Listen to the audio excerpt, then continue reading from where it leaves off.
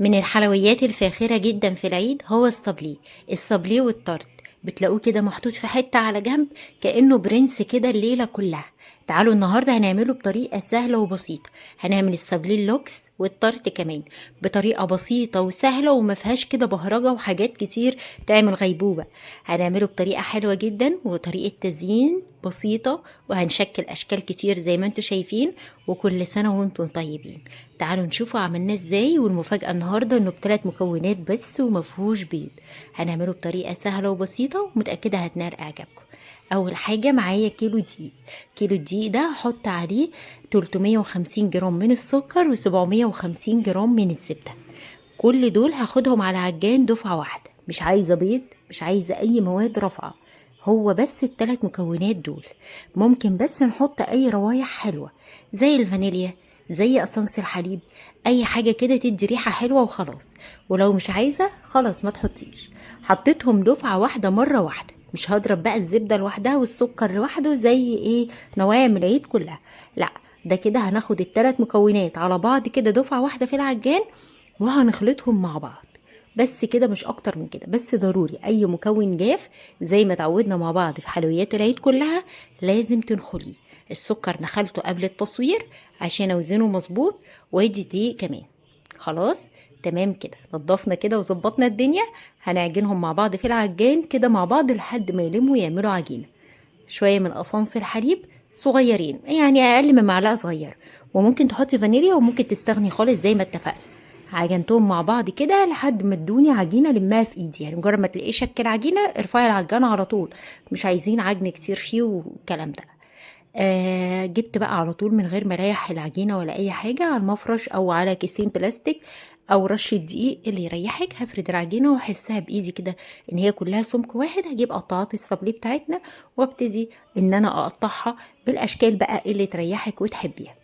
القطعات دي متواجدة في كل مكان اليومين دول، وفي محلات أدوات الحلويات والأدوات المنزلية، وسعرها مش غالي أبدا. بيبقى كيس فيه كمية قطعات حلوة مع بعض. كمان جبت قوالب الطرد وحطيت حتة عجينة فيه، وضروري ان انتي تشكشكيها كده بالخلة او بالشوكة عشان ما تنفخش معاكي في الفرن. هدخلهم الفرن على درجة حرارة 160. هسيبهم لما يستووا ويتحمروا. انا مشغلش شواية على كل حلويات العيد، مفيش شواية. بسكوتة الصابليه احمرت معايا، وادي الني لسه اهو. في فرق في اللون، انا جبتلك ده جنب ده عشان تشوفي فرق اللون عشان الاضاءة لو مش موضحة. خلصت الكمية كلها ما شاء الله ولا حول ولا قوة الا بالله. بحب دايما اظبط شغلي، احط كل شكل فوق بعضيه علشان يسهل عليا مرحلة اللي جاية. يعني ما اجي ازوق كده يبقى الموضوع سهل، فبحب احط كل حاجة فوق بعضيها شبه بعضيها يبقى الموضوع معايا سهل، ما افضلش اقلب كتير. جبت بديل النوتيلا او اي سبريدات عندك تكوني بتحبيها، وابتديت الزقهم. لزقتهم كلهم دفعه واحده، وبعدين سيحت شويه شوكولاته بيضه وشويه دارك، وحطيت دي على دي عشان يدوني لون اغمق. وزودت مره البيضه مره الدارك لحد ما اديت شويه درجات حلوه من اللي شفتوها معايا في بدايه الفيديو.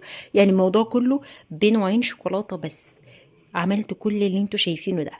ما حبيتش اعمل حشوات ولا البونبون، لاني حسيت ان موضوع السكر هيبقى اوفر جدا جدا، ويعني كتير على الولاد، يعني كتير قوي. كفايه ان هي غطسانه في الشوكولاته ومتلزقه بالنوتيلا وشويه الحبشتكنات، مش عايزه كميه سكريات تبقى رهيبه. وجبت بقى بسكوت لوتس مره، اوريو مره، ويفارات، مكسرات، حاجات كده ايه يعني تزغلي للعين وتدي شكل حلو.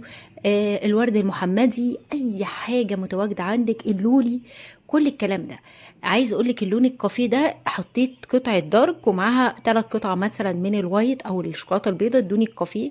والشوكولاته اللي فاتحه شويه عملت العكس. وطبعا الدارك خالص. يعني حاولت اشكل كده بس كده، يعني بطريقة سهلة وبسيطة وشوية بسكوتات كده في البيت وشوية مكسرات من بتاعة رمضان. شكلت الصابليه كله وما خدش مني تعب ولا مجهود عشان ما بقاش كدابة يعني. هو يعني وقفت شوية عليه، بس مقارنة بالكمية اللي طلعتها والخامات اللي استخدمتها، لا يستاهل يا جماعة. هنا كمان التارت غطسته بنفس الطريقة، وممكن ما تغطسوش في الشوكولاتة وتكتفي ان انت تعملي عليه روزيتات كده بالنوتيلا او مربى الحليب او اي سبريتات عندك. بس هنا بيحبوا الحاجة غطسانة كده في الشوكولاتة، فقلت يلا مرة في السنة برضو يبقوا مبسوطين كده.